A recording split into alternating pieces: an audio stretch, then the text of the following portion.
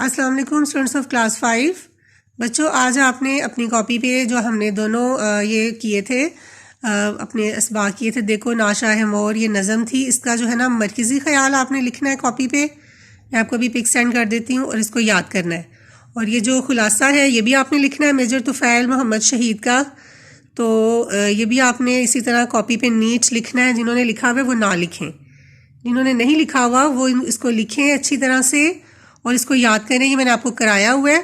تو اب آپ نے مرکزی خیال اور خلاصے نہیں کیے تھے، پہلے وہی تینوں کر کے پھر ہم آگے سے اگلا سبق اپنا شروع کریں گے. تو اس کو آپ نے اچھی طرح لکھنا ہے اور یاد بھی کرنا ہے. تو بے شک یہ آپ میجر طفیل آدھا کر لیں، یہاں تک کر لیں، آواز بلند ہوئی. تو اس کو آپ نے اپنے لفظوں میں سمجھ کے پھر یاد کرنا ہے. اس کو آپ نے لفظ ب لفظ رٹا نہیں لگانا کہ وہی جو آپ نے کہانی پڑھی تھی اسی کو ہم نے خلاصہ جب ہوتا ہے، خلاصہ اسی میں سے مین چیزوں کا ہوتا ہے. وہی چیزیں آپ نے سوال جو آپ کے اندر بھی یاد کی ہوتی ہیں. تو وہی چیزیں جب ہم علیحدہ سے لکھتے ہیں، خلاصہ کیا ہوتا ہے اس میں مین چیزیں ہوتی ہیں، نچوڑ ہوتا ہے پوری کہانی کا. اسی طرح مرکزی خیال جو تھا دیکھو ناشا ہے مور، اس میں بھی میں نے وہی مین چیزیں لکھی ہیں کہ اس نظم میں شاعر کیا کہہ رہا تھا، کس چیز کے بارے میں اس نے بتایا ہوا ہے. تو اس کی آپ نے تشریح بھی لکھی ہوئی ہے، یاد بھی کی ہوئی ہے. وہی ساری چیزیں مرکزی خیال میں بھی شارٹ کر کے لکھنی ہے.